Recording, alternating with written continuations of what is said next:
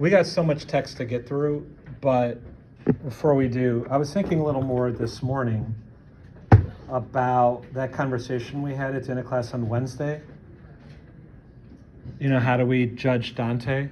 And again, I'm not trying to say we should not judge a guy at all. I mean, I have in this class. But I just want to add a little more to it. Again, go back to this idea that people could be driven by forces they're not all that aware of. And I tried to use this example because it seemed to be one to fit Dante, like of academics. They can sometimes be very competitive, even rude, disagreeable, right? And this, again, some degree, we should be testing everything. We should play the doubting game with everything, but sometimes people say we should also play the believing game. I think that's also true. And we often forget to do that. We can't just be disagreeable, right? And we speculated what might drive a person to do that.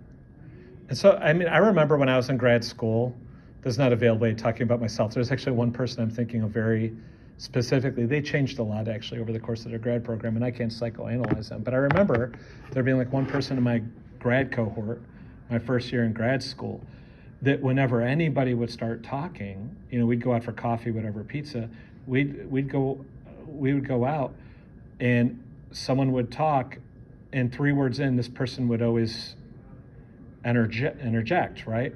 I remember I had another colleague who came in a couple years after me. He was the most disagreeable philosopher I ever met. He'd have to disagree with like every single thing, right? Now, I mean, again, part of that is just, I think, testing everything, whatever, and these things could just take on a life of their own. But we were just asking ourselves, can we at least imagine that some of these types of behaviors might get produced by certain sorts of experiences that someone had earlier that they might not even really remember or be aware of? And Aiden, you said, yeah. So again, what was the little scenario that you gave us? So, if I remember correctly, it was like even so far back, you have repressed memories and everything, and that can still shape you.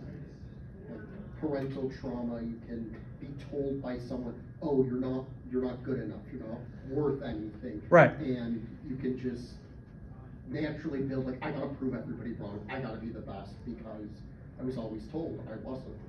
Yeah, a lot of people today actually say that almost any desire to excel is a trauma response. I don't know. I mean, I'm not a therapist.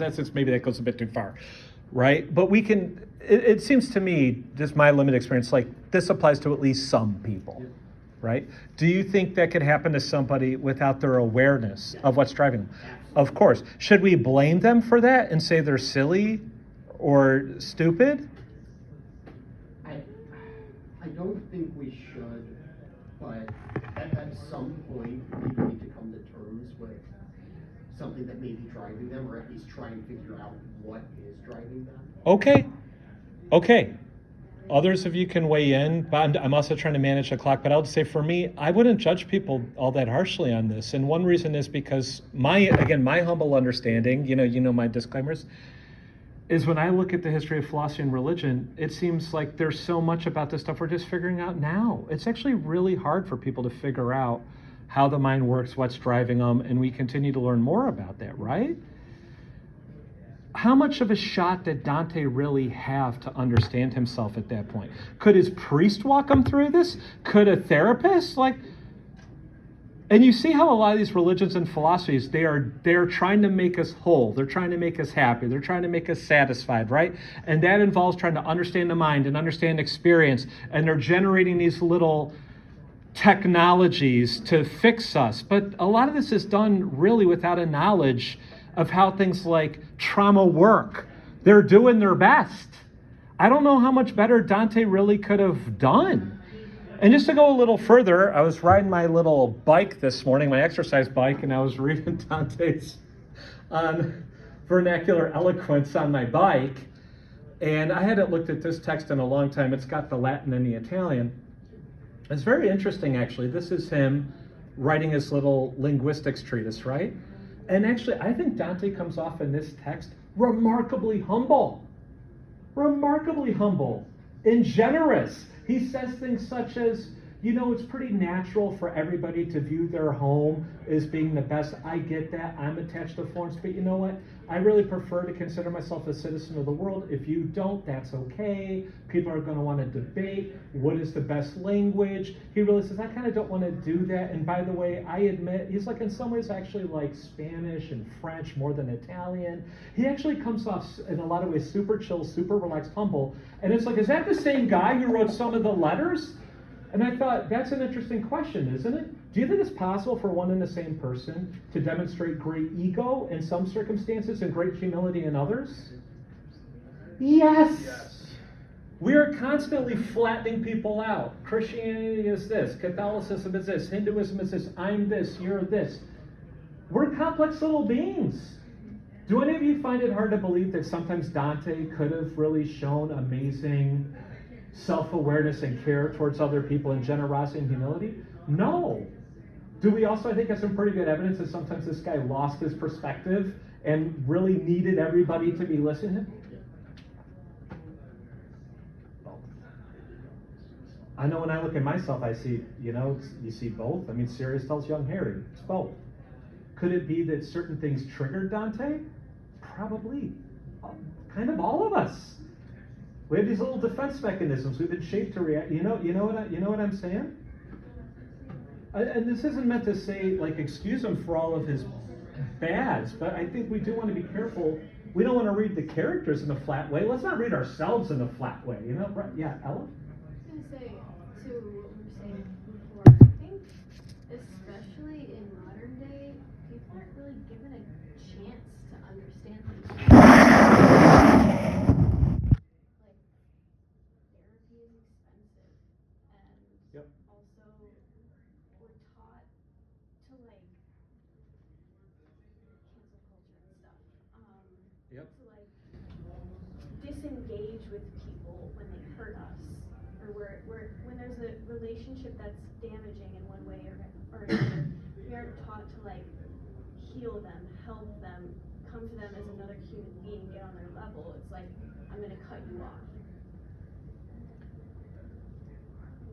Okay, yeah, very true. I think everything you said is true. By the way, there's a number of downsides of this whole therapy thing. One is that if there aren't a lot of good ones, and they're all expensive and they're hard to access, and by the way, some people get into this, and they could feel pretty overwhelmed with their problems, they might not quite make it out. I mean, it actually is kind of tough. Marco? I think a lot of the times people expect the most out of others and expect the least out of themselves, right?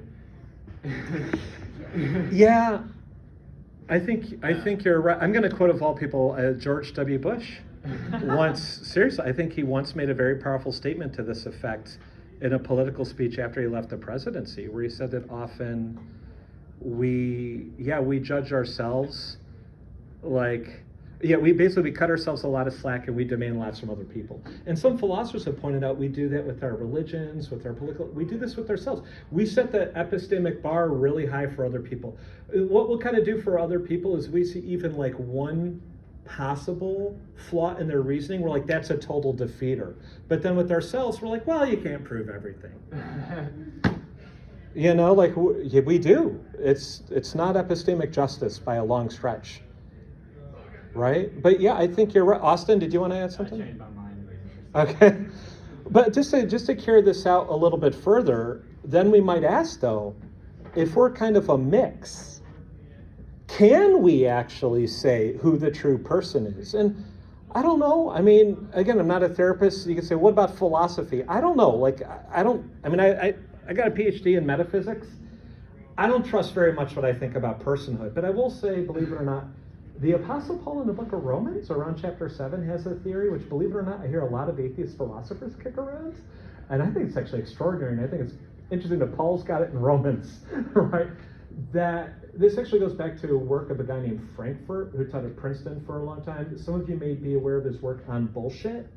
Harry Frankfurt, you've heard of that, right? He wrote some pieces on free will that have been extremely influential in philosophy and moral psychology for the last few decades. And one thing he did is he distinguished between what you might call first order and second order. You can do it with beliefs, but he's doing it with desires. right? So a first order belief might be like, I believe I have hands. A second order belief might be, I believe I have hands, right? A first order belief might be, I'd really like to do a lot of cocaine. A second order belief might be, I don't want to want that. And how did Frankfurt connect us with free will? It was really pretty genius. He's focused on like addiction. And he said, an addict might want to drink more wine, or let's say smoking. An addict might want to smoke another cigarette, but they want to smoke another cigarette.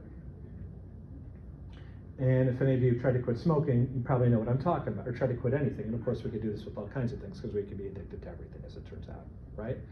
But I thought it was really, a lot of philosophers said, this is genius. And maybe it doesn't like completely encapsulate free will versus not, but there does seem to be a lot of truth to what Frankfurt is saying, right? And a lot of times it's not just with addictions, but our vices. We'll say, I wish I could be more honest. I wish I could suffer from lust less. You might read Dante and thinking, you know what, he's right. I need to treat the people I'm attracted to, men, women, both, whatever, right? I need to actually not have sex so on the mind. I'm not going to be a monk or a nun, right? But not so on the mind all the time. I want to do better on this. And then it's like, your brain's like, nope, screw you. Hormones and practice, right? And you get really frustrated with that. You can say, I want to be more generous, but then you log into the website for the charity and you're like, I'm not going to give today, not today. And we often feel like we're not free. We feel like we're not free. We have and so one way of thinking about freedom is being able to get your first order desires to line up with their second order. And a lot of these philosophers go further and say it's maybe our second order that define us the most. And actually that's kind of what Paul says in Romans, right? Because he's like, if you believe in Jesus, you're set free from sin. You've been transferred from the kingdom of Satan, sin, and death to the kingdom of God. And so you're no longer enslaved to sin, so sin no longer has power over you. But you still sin. But you belong to God and Jesus. And you're like, what the hell? How can that work out? But Paul seems to be saying, here's the difference though. In that situation, you're telling yourself you don't want to do this. You want to do better. And that's kind of your real self. I'm reading between the lines a little bit, but I think it's a fair reading of like Romans 7. It's actually interesting. It's what a lot of philosophers today would say.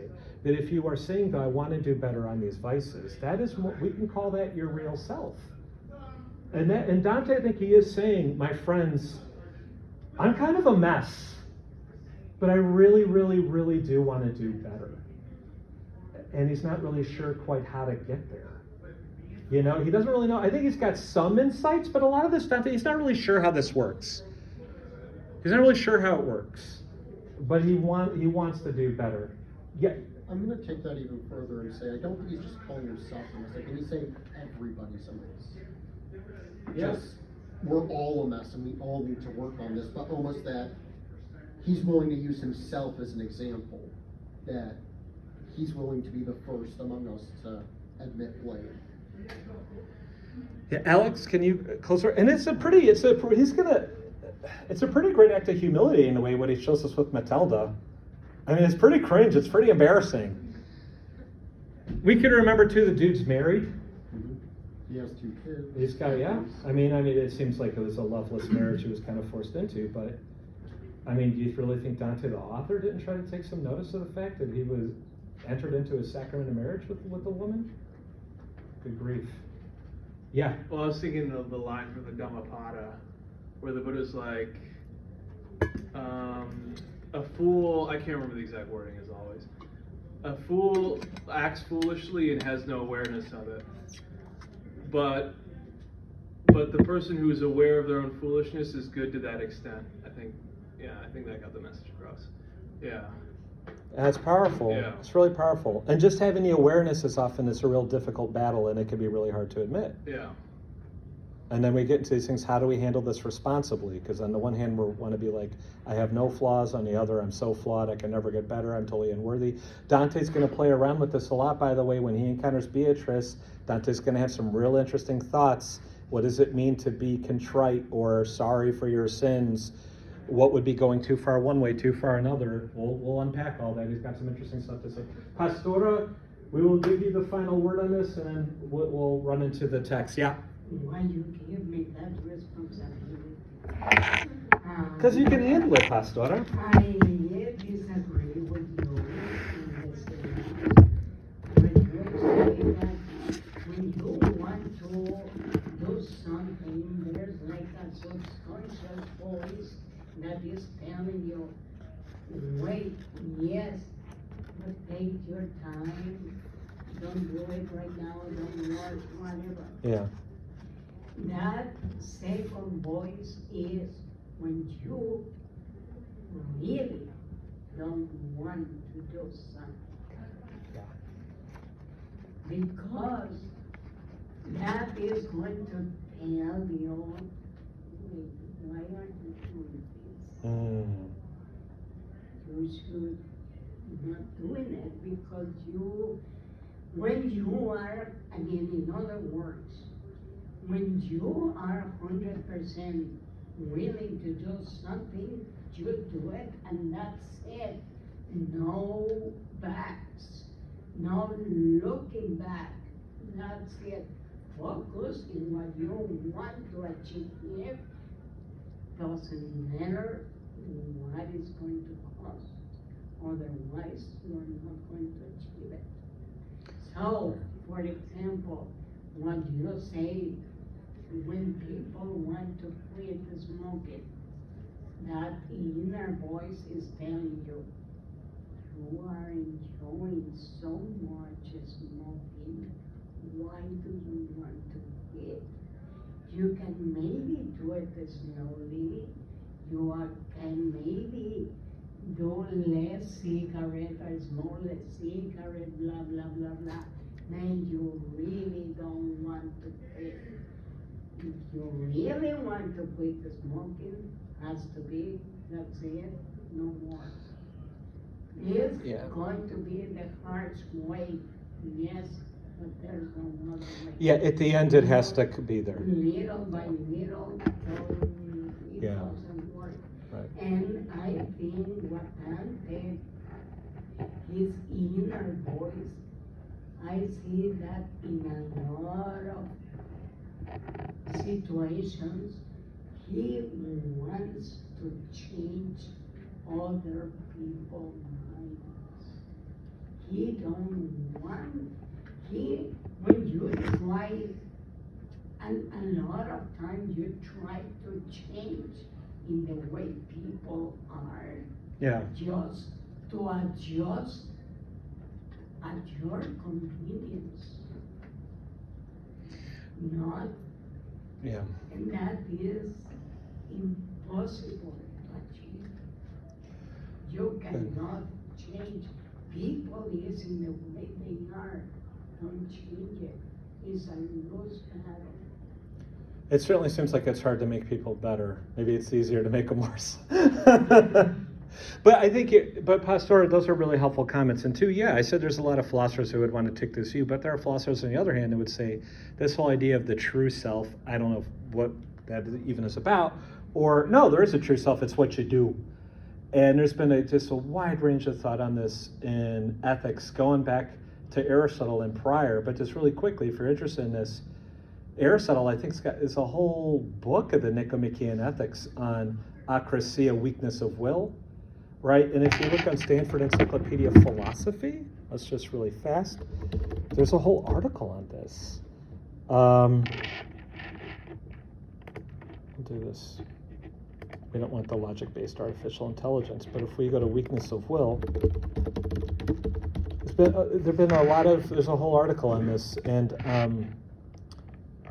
if you go through here, you see a lot of it's on Davidson, but it starts off, Plato, Aristotle. Philosophers have been trying to, Hare was another ethicist a couple of decades ago, wrote a lot on this stuff. Hare's view is more along the line of the one that Pastor is articulating right now. He was a really great philosopher.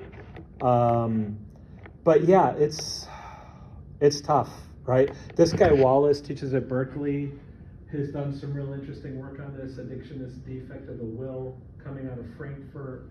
But the one thing is a lot of philosophers have noticed is that at least sometimes we seem to want to do one thing, and we have a hard time making good on that. trying to understand exactly what that is, how it connects to free will, how it connects to the self is complicated. But for a lot of us, it might resonate with us a bit. This idea that if we can grow, we might start off kind of faltering, and then, hopefully that can lead to something. How that happens actually is complicated, right?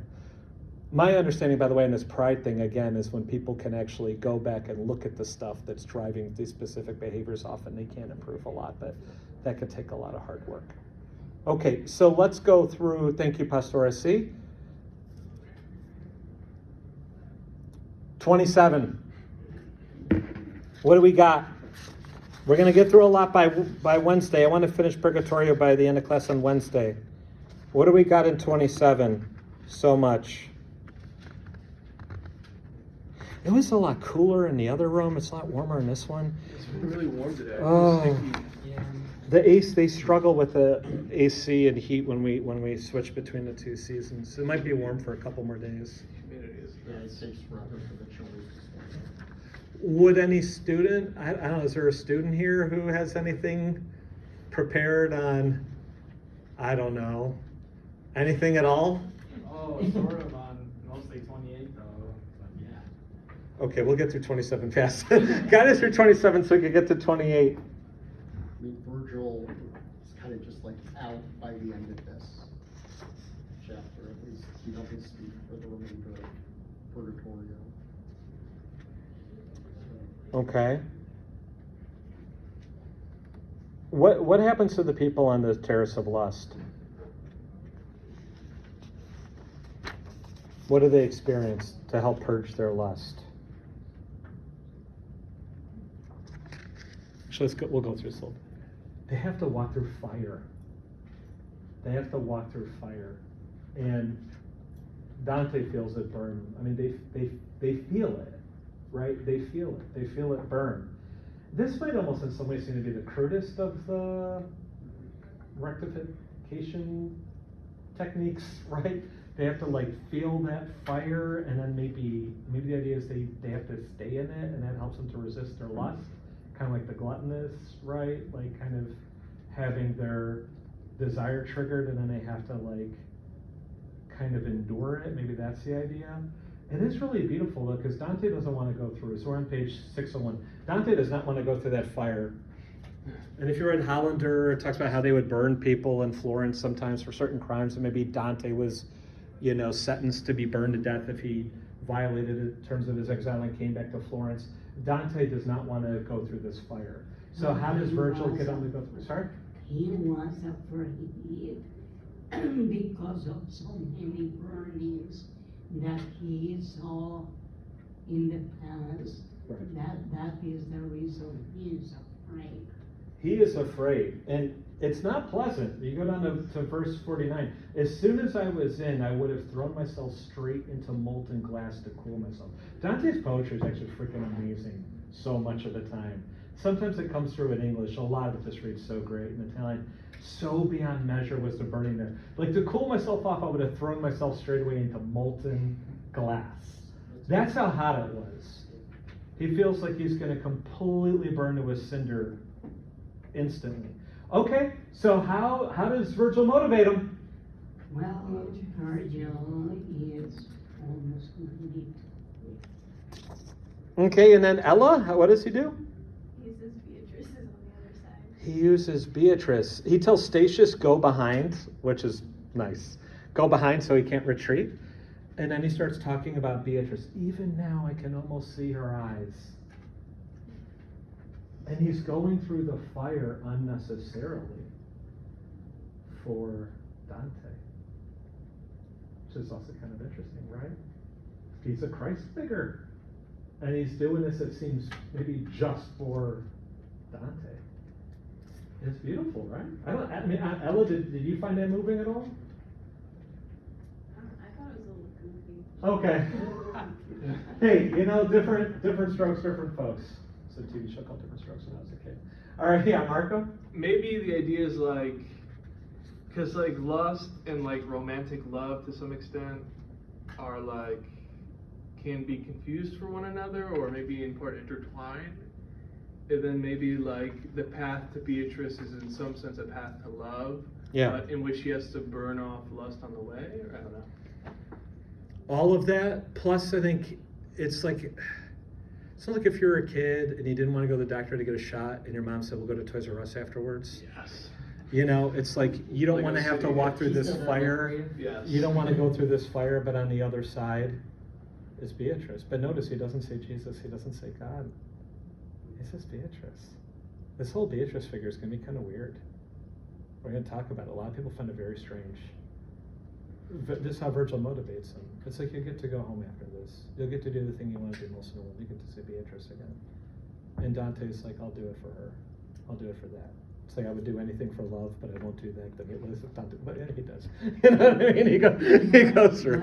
But like sometimes it happened with friendships between two guys. When one fall in love with a girl, the other one turned like a little jealous. And I feel like Virgil is saying, well, you have always been in love with Beatrice. She is going to be with you. You don't need me anymore. So he is like putting aside and let me go. Virgil knows he's not going to be around much longer. Yeah.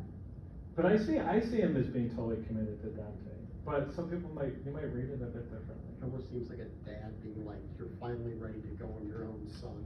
Make your own Exactly. Pushed him on the bike. Yeah. Well, I mean, in a way, that's kind of what a parent has Yeah, to do, eventually. right? Yeah, that's the hard part about being a parent. I'm not there yet. So, the next part, I think, is really, this actually made my favorite part of the whole poem, actually, the whole comedy on page 603. You get to line 61.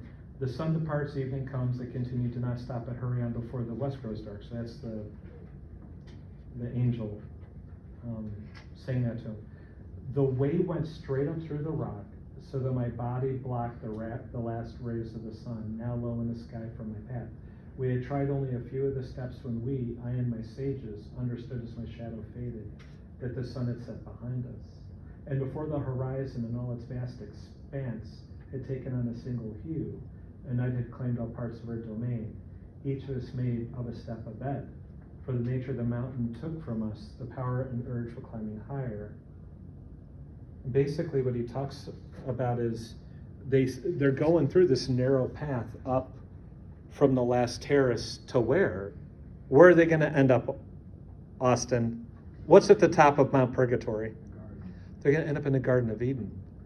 But they can't get there that night. They stop to sleep.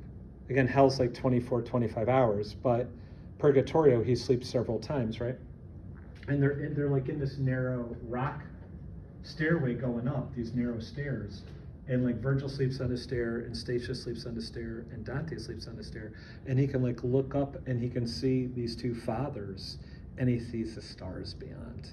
I just always thought it was a really, really touching scene, right?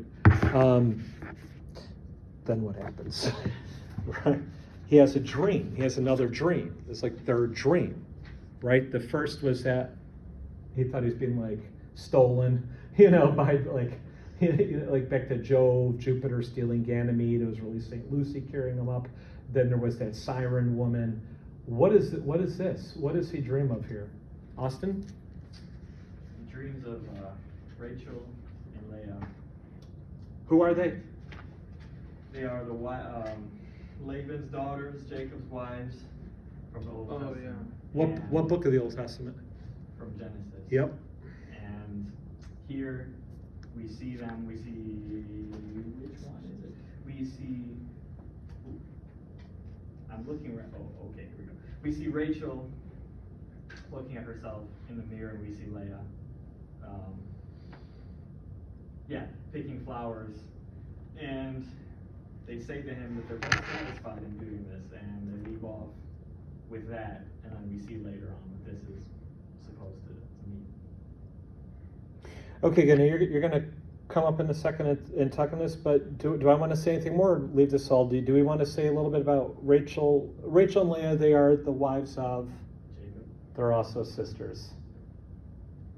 Up on. Seems- It's before the Torah, right? It's before Moses, right? So the Torah will say, "Don't marry sisters." But and Jacob, remind us why is he so important? What role does he play in the Bible? Plays a lot of roles in the Bible. Yeah. He's Who are his sons? the patriarch of 12. He has 12 sons with 4 women, right? 2 sisters and their maids, right? Those 12 sons become the heads of the 12 tribes of Israel. And he wrestles with an angel and gets a new name. Israel, right? The whole nation's named after him, right?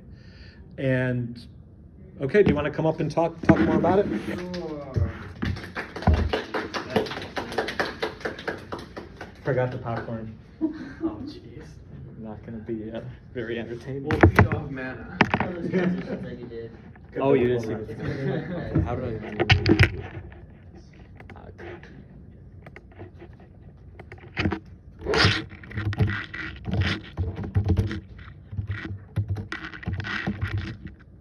Well, manna can taste like whatever you want it to taste like. Right? So it can be like Mountain Dew Code Red. Oh man. Or even like Baja Blast Zero. Desire. Thank you.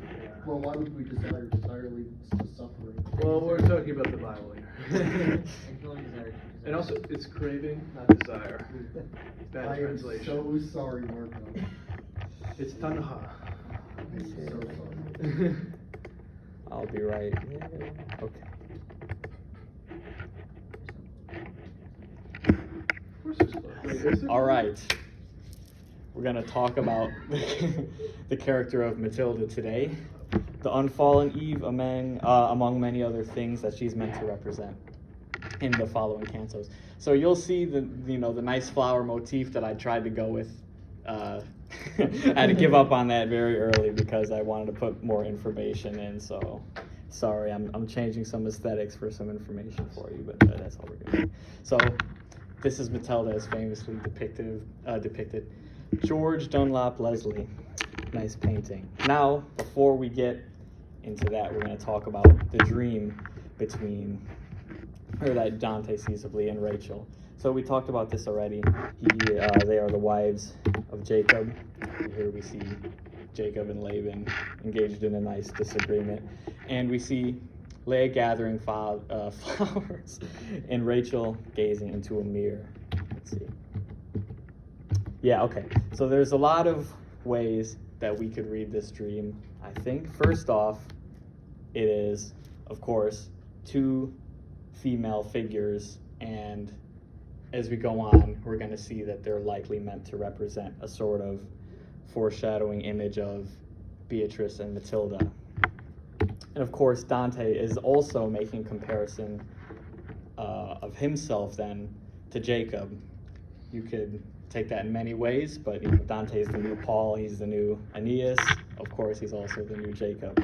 But perhaps most importantly, we have this painting which is called, I actually don't know what it's called, but it's about the active versus contemplative life, and we'll explain that here. So what are the active versus contemplative life? I compared it in my head as somewhat similar to the idea of faith and works, how different denominations weigh that. Some say, oh, faith alone, some say faith and works. But it's a little different than that. I guess Dante's suggesting, well, Dante's not suggesting this. As a Christian, there are different approaches, of course, contemplative and active. Contemplative is more focused on prayer, it's inward, and then relationary to God. Then active, of course, which you're saved through your own actions, virtuous deeds, a lifestyle. Pretty simple there, and we see that Rachel picking flowers is meant to represent the active lifestyle, where Leah is looking in the mirror, contemplating perhaps salvation. Which is better? That's the question. For exemplars of each, we have Aquinas, who sort of spoke more to the contemplative nature, and then Martin Luther, who is quite opposed to Aquinas and what he believes, taking up more of the active lifestyle. Now, what does Dante think? What does Dante think? That's the question. Now, we're going to move on to the next canto, if that is okay. We're going to skip the intro for the sake of time, but when he's describing the garden, he's sort of just seeing things and sort of acknowledging how great it is there. He notices there's a nice breeze, which perhaps would be nice today. But here at 37, we begin with this. And there appeared to me, as suddenly appears, a thing so marvelous it drives away all other thoughts. A lady who went here and there singing along and picking flowers from among the blossoms that were painted all along her way. So importantly, what I noticed here is there's a lot throughout Purgatorio and Inferno so far. There's this idea of what are we thinking of, what's taking. There was the whole section with Virgil where they're talking about if you focus on one thing, it takes your attention. So that's just probably a callback to that idea that he has about these conflicting, something that takes precedence in your brain. And picking flowers, of course, is a clear reference to Rachel, who we just saw. So it's not going to be a big spoiler, but Matilda's going to represent the active life. This is what I imagine Dante is sort of being. We'll see. This is quite the least of it. And then we have Dante. Just really quick to remind ourselves, where does this is a real woman Dante sees, Matilda. Where does he see her again? Where is he when he sees her? In the Garden of Eden. In the Garden of Eden. After the circle of loss. After the circle of Yes. loss at the top of the garden. Okay, just make sure we got that. Okay. Oh, we'll talk. Immediately about that. We'll talk. forgets. Yeah. Immediately out of loss. Lust That's is important. terrible. That's important. Yeah. And then Dante is taken to speak to Matilda. He says, "Pray, fair lady, warming yourself in the rays of love, if I am to believe the features that as a rule bear witness to your hearts, I said to her, may it please you to come closer to the stream near enough that I may hear what you are singing." Bro's Rizing, he's dropping. that is exactly what I would say. And but this scene that Dante's painting in the garden is also reminiscent. Well, first off, we're seeing that he's basing all of this off of the features. He's again trusting his human instinct, Down there. and we'll see how that goes for him. But this whole scene so far is sort of calling to the pastoral literary tradition. My definition for it is it's referring to a European literary tradition that portrays and romanticizes a rural lifestyle. Virgil is often attributed as an early pioneer, as we see in the eclogues. But this scene, particularly, Hollander notes, Dante is likely referring to Guido Cavalcanti's in this specific poem, In un boschetto trova pastorella, which I would like to show you guys real quick. Just it's 1 minute. But this poem is not, it's a ballata, which is supposed to be rhythmic, so there's some nice...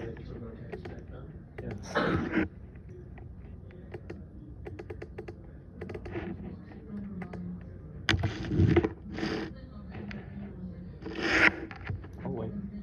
Brava agnella, e salsa, di rugiada era bagnata. Cantava come fosse innamorata, era adornata di tutto piacere. D'amor la salutai immantinente e domandai s'avesse compagnia. Ed ella mi rispose dolcemente che sola per un posto via, e disse salvi. Okay, you guys get the picture. But anyways, I would imagine that it being not in English is a hindrance to some or most of you. But what this poem is really talking about, it's quite graphic. What Dante's referring to here is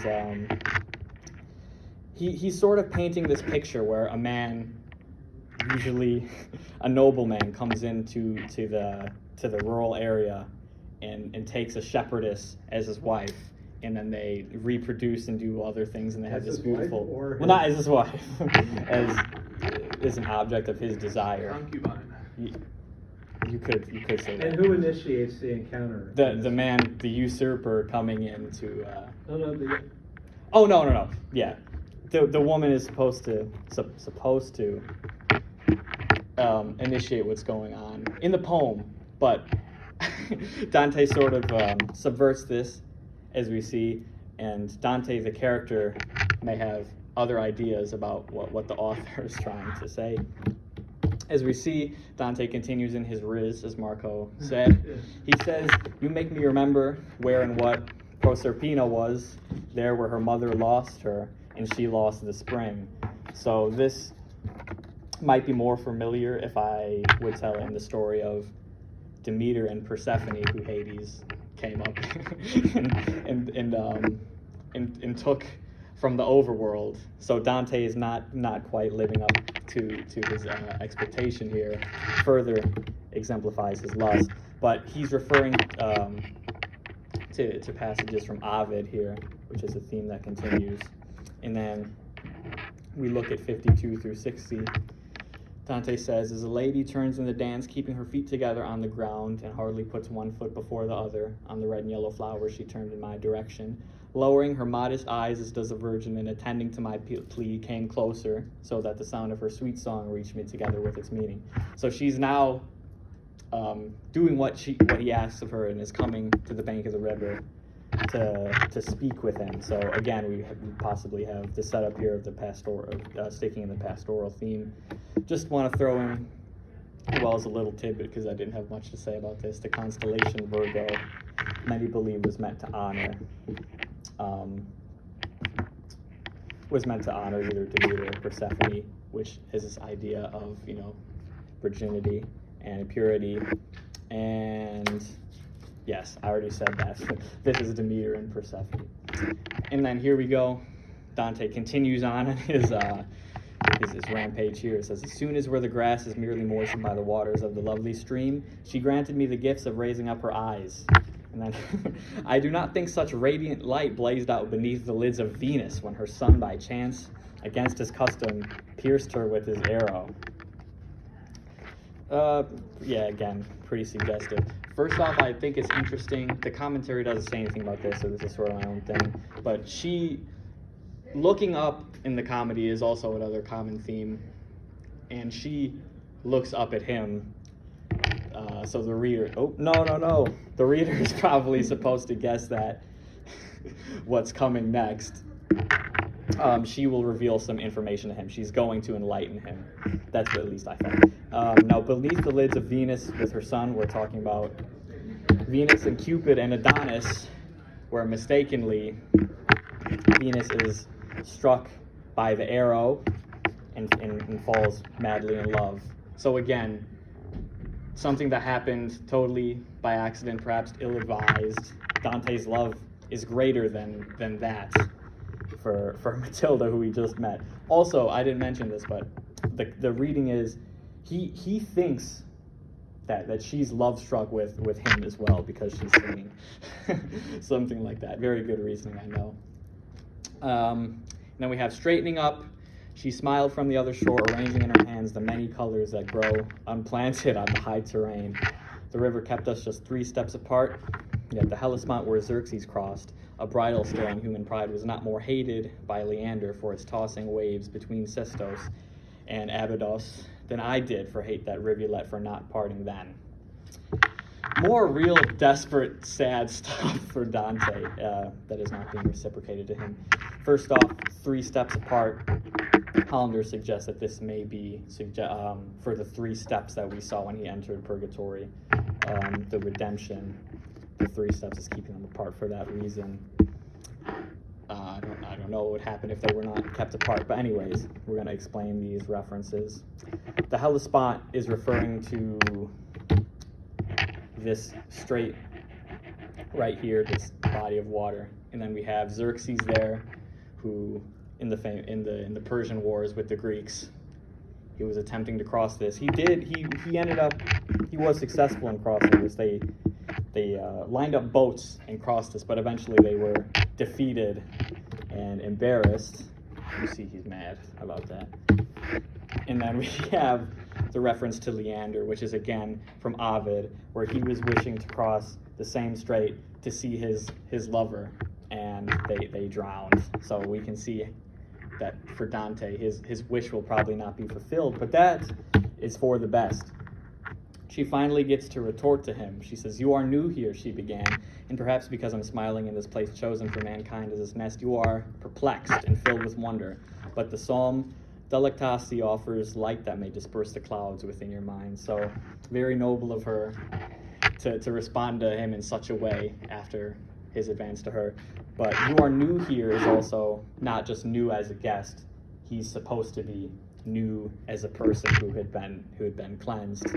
And then we're going to talk about Delectasti, the psalm. Actually, no, I guess we're going to talk about that later. But obviously, important question to ask, who is Matilda as a person? Who is Dante, harkening back to historically? There are conflicting interpretations, but most likely Matilda of Tuscany. I had never heard of Matilda of Tuscany, but upon learning about her and the things she did, safe to say that she had max aura, as our Gen Z counterparts would say, for the time. So what are some things she did? First off, fairly early, for the time it probably wasn't fairly early, but she ended up being the last of her line when a lot of the important things that went on in her life happened, the death of her father and siblings. And importantly, she supported the papacy in conflicts with the Emperor Henry IV, and she literally fought in battles, and she continued this rivalry with Henry IV's line until she ultimately made peace with them. I believe it was his first son who she ultimately made peace with, because there was also some familial beef going on, but that's not probably important to what Dante's thinking. Dante is clearly saying, this is the active life, if anything at all. Now, here we have the psalm. It says, For you make me glad by your deeds, Lord. I sing for joy at what your hands have done. How great are your works, Lord." We have the words deed and works, again, perhaps calling to the active life. But it's also a sense that she wants Dante to appreciate where he's been. But now, what does the inclusion of this character represent to the reader? What is Dante wanting us to get?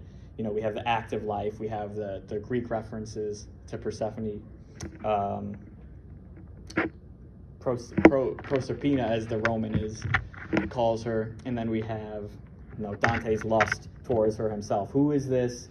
Oh shoot, I spoiled it. What is this supposed to represent? Who does this represent? Eve, but not this Eve. We have the unfallen Eve, which she is really meant to represent. In Genesis 2:15, Dante likely calls to this line with some use in the original Italian. She's supposed to be a keeper, a tender of the garden, and importantly, we find out that she is full of love, but not the type of love that Dante is, of course, thinking about. And it is through this love which she corrects him, and he no longer sees her as an object of lust as soon as he realizes what is going on. So just some other things. She explains physical phenomenon in the garden to Dante, explains the weather, of course, plants that are not on earth, and then rivers that will absolve the sinful, one that takes the memory of sin and one which restores the good deeds. We could have some conversations about which one's better. Do you need both? Do you need one and then the other? But we'll skip that for now. We'll keep going on. Yes, I skip ahead in a bit of Purgatorio here because we need space for the explanations. But then Matilda speaks to Dante more about the garden. She says, "Supreme goodness pleased in itself alone, made man good and to do good only. This place he gave them as a token of eternal peace. Through his own fault he changed lighthearted frolic and unblemished joy for toil and tears." Pretty simple what we got going on. I imagined as she's saying this, Dante probably something like this. He's submitting to lust instead of being virtuous. And then we have, at the end of the passage, this is what she says. "Those who in ancient times called up in verse the age of gold and sang its happy place, happy state, dreamed of Parnassus, perhaps this very place. Here the root of humankind was innocent. Here it is always spring." Always spring. What did we see earlier? What does Dante say? He says she lost the spring. pretty clearly, he says to her, "I'm going to take your spring." What does she say later? It's always spring here. You're not supposed to have those vices anymore. And where are we? Okay, here we go. Oops. And with every fruit in season, this is the nectar of which the ancients tell. I turned around then to my poets and saw that they had listened to her final utterance with a smile, and I turned back to the fair lady. I think it was maybe at this point in the canto when I realized that how much time we'd spent reading these, because when I read that last line about him turning back to Virgil and Statius and them smiling that they'd found their equivalent to their happy place, that was like very sweet to me. I was like, oh, Now, ideas. There's a lot of important things we can talk about here. Knowing what we know about Beatrice as well, what does Dante make of active versus the contemplative life debate? Importantly, yes, after being purged, quote unquote, Dante still looks like a fool. I think the design of 27 was very intentional to 28, because 27 we see him go through this. Virgil is very encouraging and he thinks he's got it all figured out, but as soon as he steps into the garden and realizes what true goodness is, I think perhaps the lesson of the rest of Purgatorio is maybe you're not so close, especially when we see Beatrice coming to him, what she says. That confrontation is critically important. And then a good question, what does this say in conjunction with Dante's inclusion of elements about the fall? It's more human nature ideas that are sort of answered by this next statement. How different are the lives we lead from the lives we want to lead in terms, this is supposed to say of character, not contentment, but whatever. In terms of character, so we were sort of talking about this earlier, but what do we really want? Is it the first order instincts? Is it the second order instincts? Do we have power over them? It sometimes seems like no matter how far we go or we perceive to be grown, any instant can take us right back, in Dante's case, to being humbled. There's always better. There's always more you can learn, perhaps, if you are open to those ideas, which at least Dante seems to be in the moment. And that is where all I have for you. So you can chew on these questions, but if we have anything to say about that, that's all I got for you. Thank you.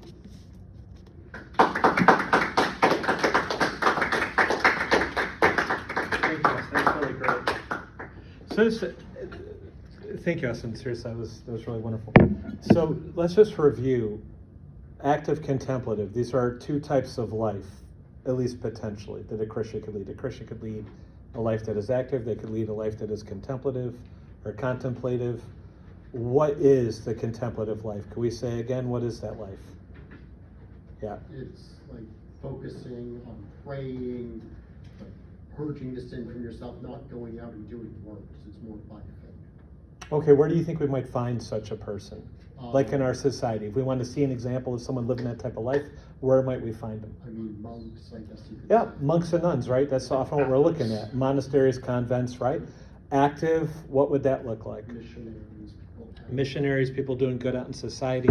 So you do get this debate early on in Christianity, which life is superior? What are hidden assumptions there? We kind of just process so much stuff quickly here, but it's just, what are some hidden assumptions of that question, which one is better? Yeah, Marco. That they're different. That they're different. Yeah. Yeah. That we can I'm still signed in. Can you sign me out? Oh, you could do it afterwards, right? You Okay, can- right? Is that they're different, right? And that one would be superior to the other. And you could say, well, where did people get this, right? Well, Luke's gospel has this story some of you may be familiar with. As Jesus and his disciples were on their way, he came to a village where a woman named Martha opened her home to him. She had a sister called Mary, who sat at the Lord's feet listening to what he said. But Martha was distracted by all the preparations that had to be made. She came to him and asked, Lord, why don't you care that my sister has left me to do the work by myself? Tell her to help me. Martha, Martha, the Lord answered, you are worried and upset about many things, but few things are needed, or indeed only one, right? Mary has chosen what is better, and it will not be taken away from her. So again, it's this story that Jesus is about to meet with his disciples. I mean, the sisters are part of it, right? And he's gonna do some teaching, and the one sister is like baking some bread, getting things ready, and the other's just ready maybe to hear the talk. And the one who's doing all the work kind of says, Jesus, why don't you tell her to help? And Jesus says, few things are needed or indeed only one.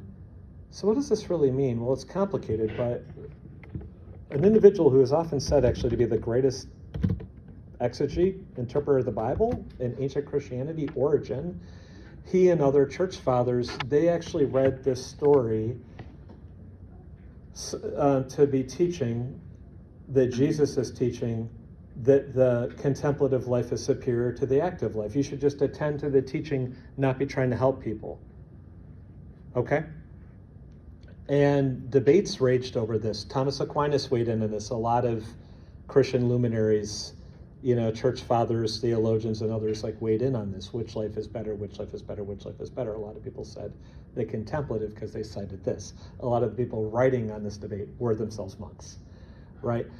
Now, as it turns out, some Christian thinkers, if we want to call them that, said, actually, I don't know if we can really separate them. Who's an individual, Austin, that seemed to combine these lives, the active and the contemplative, into one life? Dante. Besides Dante. Jesus? Yeah. Oh. Yeah, okay, but in the Middle Ages. Yeah, Jesus. Jesus is out active, helping people left and right. He also has times where he withdraws to pray. So do we know of any medieval saints? Francis. Saint Francis actually said, I'm going to live like Jesus. We're going to spend a lot of time out there with the lepers. We're also going to do these prayer retreats. Francis is at least this is how Francis is often read. I mean, he did do both. I don't know how much he was consciously reflecting on this debate, but Francis is often taken to do both, to weld them together, because Jesus had welded them together. Okay? Now, what do we know about Dante and Francis? Does Dante really like Francis? He's super into Francis and Franciscan poverty. So we might wonder, if we go over these carefully, is Dante himself revealing he views these as kind of one? You might think so in some ways, because if Matilda is the active and Beatrice is the contemplative, they also seem to be inverses of one another, and it's not clear one is really better than the other, and it's not clear that their work is totally separate. When we get to Paradiso, let's see where people get sorted in Paradiso, because that'll also give us some helpful data. But just one thing to add before Pastora comes in is some scholars have actually noted, and actually it's kind of referenced here. Verse 42, few things are needed or indeed only one, and it notes that some manuscripts, but only one thing is needed. So here's the trick. The early manuscripts don't agree. And actually we have a number of scholars arguing there's no way that Jesus intended to promote the contemplative over the active. Because first of all, they'll say, that was completely anachronistic. That debate did not exist in Jesus' time. There weren't monks and nuns in that time. Second, Jesus himself is super active. It wouldn't make any sense for Jesus to condemn his own way of life. And lo and behold, the early church fathers who said we should all be contemplative, they're monks. So how much of that is just congratulating themselves? And if you look at Luke's whole gospel, it's heavily promoting action. There's nothing in Luke's gospel that would remotely seem to promote a contemplative over an active life. It actually seems like the manuscript just got monkeyed with a bit, and different readings of it were preserved. So anyhow, I think even a lot of Catholics today, a lot of Orthodox would certainly say we should not be distinguishing these things so sharply and privileging one over the other. Centuries ago, many would say, oh no, you need to be a monk. Centuries ago, a lot of Catholics say, oh no, you need to be a monk. But even Francis was like, no. Right? I think it'll be interesting for us going forward with Dante. Let's also remember too, how likely is Dante to say that Christians must be monks? Is Dante a monk, my friends? Absolutely not. He's absolutely not. Now, Dante is willing to criticize himself, but there's going to be some limits to that. You know what I'm saying? So, yeah, it is really interesting. But these are themes Dante is looking at. And it might be too that Dante's willing to allow there to be different points of view. And he's a pluralist on a lot of things, as it turns out. But you can maybe arguably see Beatrice as a kind of flip side of Matilda. It's at least there's some argument to be made for that. Yeah. I think is a heavy asceticism even necessary? Wouldn't it be, if you're a Christian, wouldn't it be better just to be active anyways? Because you don't think you're not attaining moksha or something. It's not that hard. I feel like, so it's better to just be active in life than You still have try to perfect your mind. Well, so this is where it gets complicated. Yeah. There's been huge debates on this. Yeah. Huge debates. one thing is that you do get a lot of monks and nuns in Catholicism and Orthodoxy. You get a lot. And it's natural. A lot of them are going to want to say, what we're doing is the best. Yeah. And what are they doing? They're trying, some of them do think they have to kind of purge themselves to make it to heaven. But a lot of them say, no, even if we don't have to purge ourselves to make it to heaven, we want to see Jesus as much as we can, love him as much as we can, conquer sin as much as we can. And we're going to do this through reading scripture all day and praying all day and going to church all day and all these other things. If you want to see a really cool text, actually, there's so many of these that come out of Christianity. But a real good one is the Sayings of the Desert Fathers, which this actually goes back to the first Christian monks in Egypt, a couple hundred years after Jesus. Yeah, go ahead. But can't you say, oh, I see Jesus in every person I help? You Yeah. can. So like, there were counter narratives Yeah. on this too. And again, there were people who said this whole thing it's kind of an artificial distinction, and we're all supposed to be aesthetic. But even monks said, we're actually not withdrawn from society. We're praying for society all the time, and we're in communion with other monks in the monastery.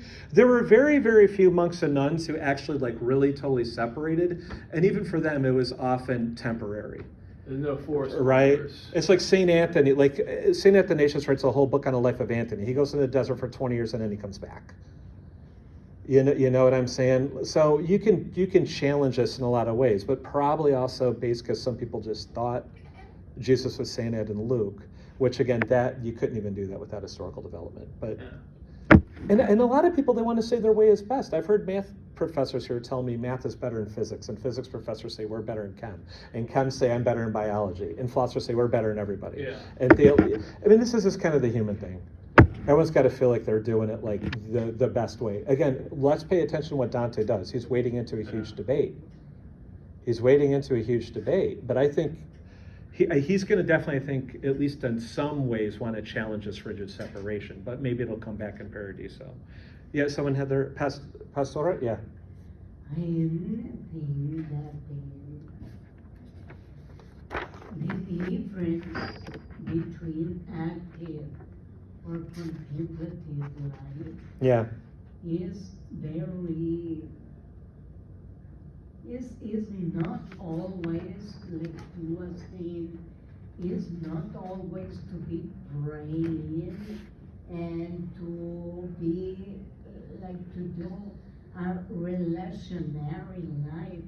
I think a lot of people that are considered to be living in a contemplative life, what they are really are revolutionary. Say a little more about that. How are they revolutionaries? Well,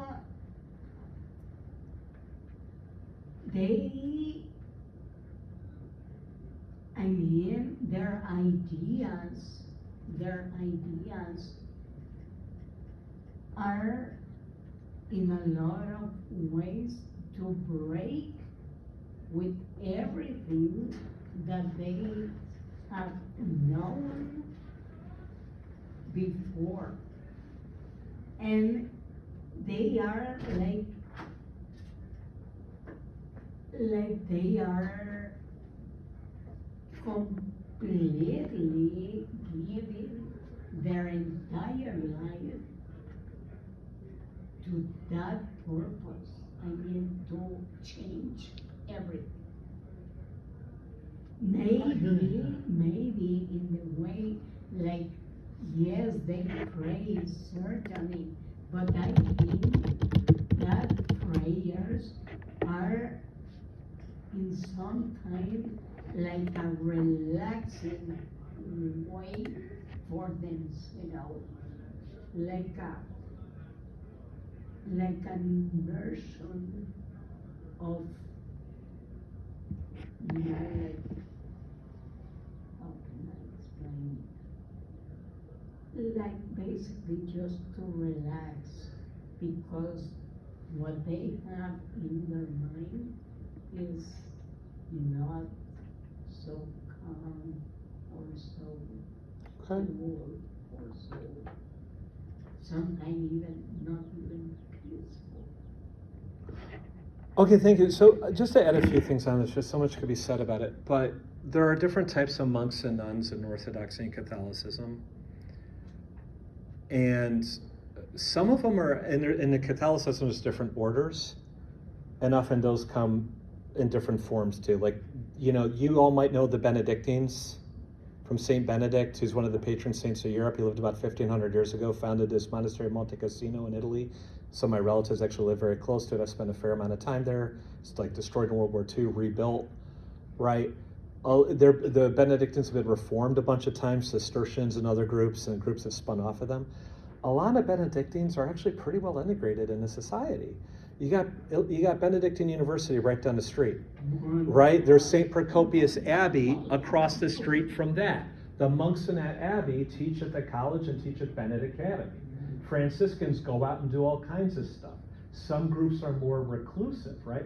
The most reclusive for the Catholics, probably the Carthusians. They come from St. Bruno.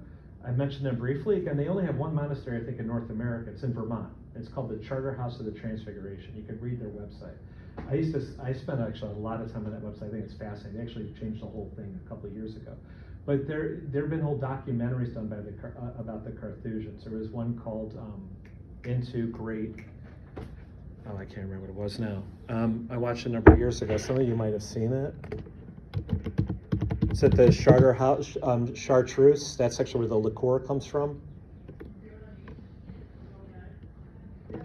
Anyhow, integrate silence, that's it. It's integrate silence, right? So you can check out this documentary. It'll show you them. Now, here's an interesting thing about the Carthusians.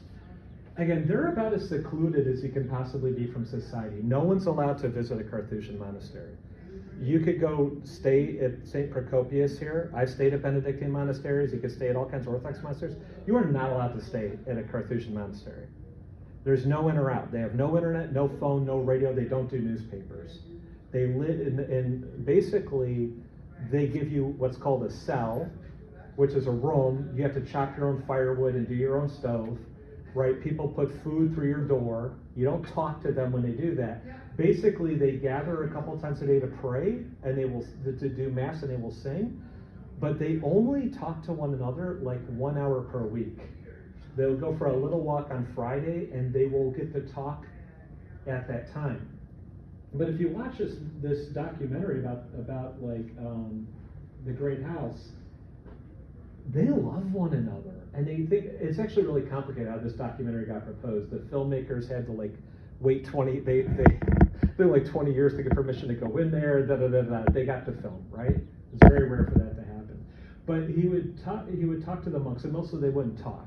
You would just see their faces or watch them. But these monks, they think about one another during the week. They write little notes for one another. They pray for one another. They're about as secluded as they can get, but they have deep community, probably deeper than a lot of us have of some of these people, right? Yeah. So this distinction can be kind of artificial. Plus, what often happens, especially Catholics in the Middle Ages, unfortunately, is, Thomas Aquinas' parents wanted him to be abbot of Monte Cassino because his family was rich. You would have rich families basically appoint their sons and daughters as like abbot or abbess of this monastery. Aquinas actually said, I won't do that. And he became a Dominican, which was a new thing, and it's really pissed off his family because his parents could have basically just made him abbot of Monte Cassino, and it would got him a lot of power. And Thomas Aquinas said, no, screw you guys. You know what I mean? I'm not doing that. He actually chose the poor man's way. The monasteries the world ends up in the monastery. You know what I'm saying? And a lot of people would say, on the other hand, if you get up every day and you pray, you do your prayers every day. I mean, I got an Orthodox friend. He prays a version of the hours every day. He fasts a lot. You could live as a monk in the world or be in the world in the monastery. You know what I mean? So a lot of people are going to want to challenge this kind of dichotomy, but you've had a lot of people who want to feed into it. One thing I will say, though, is a lot of these monks and nuns were maybe not all that interested in really being there. They might have been there because they were the second son. They might have been there because it was better. You got a free meal. But you had a lot of very devout people who go into these places and actually produced a lot of the masterpieces of Christian spirituality. So there's a lot that comes out of it. And I'll say, if you're interested in this, I love the Sayings of the Desert Fathers so much by Benedicta Ward. She did 2 versions. I like this version. some of the stuff is kind of extreme and out there, and you got to read it carefully, but these souls are really beautiful. I mean, I used to read, I read this actually pretty regularly. Like, there's just such wonderful stories in there. Like, there's one about a monk's praying, and a demon comes to the monk disguised as an angel and says, "It has been granted to you today to receive an angel." He's like, "I'm not holy enough to see an angel. Go bother somebody else." Right? And we do read about, I mean, it's like amazing acts of humility. There's people in here that were real historical people, like Arsenius, who was one of the richest people in Rome. He gave up all his money and all his power and went into the monastery. And he was actually like a tutor to children of the emperor. And people commented that when he went into the desert, he would never try to teach anybody. He would never try to be an authority. He would just listen to every monk preach.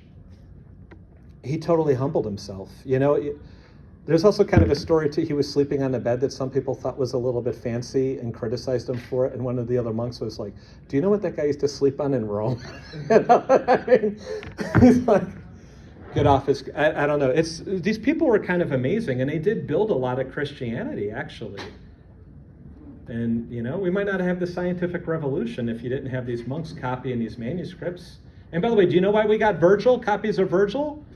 Because we had monks in these monasteries who were actually copying out these pagan texts in between while they were going to church. It's kind of interesting, actually. Some of them burned these books and others saved them, you know. Irish, maybe we should get a lot of credit for that. Irish monks. Okay. Dante's very much interested in this. He's probably also struggling with the fact he's not living in one of these monasteries. So let's remind ourselves quickly. What did Virgil tell him at the end of 27? You went through all the terraces. You can trust your will now. And again, what does he do when he steps foot into the Garden of Eden? He sees Matilda. And there's all these references, by the way, these contrasts with the dark wood of Inferno 1, all kinds. Right? He didn't know how he got into the dark wood. Really quickly, he loses himself in Eden. There's some interesting parallels. Again, what does he think when he sees Matilda? He thinks she wants to have sex with me, and I want to have sex with her. How cringe is that? Very. She's unfallen Eve. What is he thinking? They're in the Garden of Eden. What does he think? God's going to make, "Oh, I prepared a motel for you from all eternity"? Look at the fuck. It feels almost fitting because there's a male and a female in Eden, and the last time there was that, there was the fall of humanity. So it almost feels reflective of that. He's Eve with the He apple. totally misinterprets her. And by the way, if you notice the text too, Hollander pointed out, and you read this, Austin, the narrator's describing her actions. It actually seems chaste and virginal. He could not see her for who she was. It's all a projection of his mind. Who are all you? I don't know, whatever I want you to be. Again, it's this theme of, do you actually see anybody else, or are they just NPCs? He's still in NPC mode. How long is it going to take him to get over this? Who fucking knows? Here's one answer. All the way till the end of Paradiso. What's another answer? Maybe he was telling us he's going to have to come back to Purgatorio and do some hard time on these terraces even after death. Even after he has a vision of the Holy Trinity. It's a long, hard path. But he does improve, though. He does improve. All right, who's he going to see after he runs? By the way, the whole story of Matilda is really kick-ass. Like, she actually donned armor and, like, led troops into battle. She was like this Joan of Arc character. Does it surprise any of you to learn that Dante was very interested in this woman who was a massive player in international politics and church empire politics and maybe donned armor to go fight? No. Yeah, honestly. And by one thing you're going to see, he describes Beatrice as an admiral. It's funny, my wife actually works for Catholic Sisters. One of them they call the admiral. I always laugh about that. I'm like, La Miralia. It's like Beatrice. Anyhow, scholars laugh at that, and they're like, describing Beatrice as an admiral is ridiculous. Is it? Matilda was a war general of some kind. if Beatrice is the flip of her, I don't think it would have struck Dante as ridiculous at all to think of this woman as being a great warrior. I don't know if we should view it as being ridiculous. Plus, if the whole thing is a church triumphant, which are soldiers for Christ, she's a great soldier. Beatrice, and just to end on this, Beatrice is going to slap around all the theologians. That's actually striking. Why is Dante so on fire for Beatrice over Jesus and Beatrice over Aquinas? Yeah. It's kind of weird, right? Is it just because he's in love with? No. Why isn't it Jesus? Why is it Beatrice? That's what we're gonna.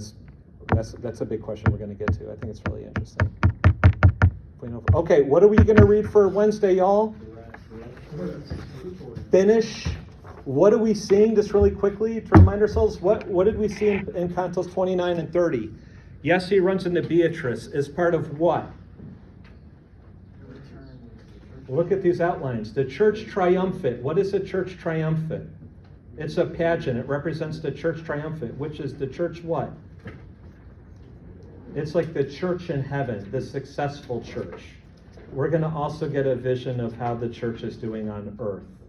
How's the church doing on earth? Wonderful. The pageant of the church militant. Military. It sucks. Yeah, not great. Dante thinks basically Christianity's dead. You might think the same thing today. I don't know if you'd be far off. All right.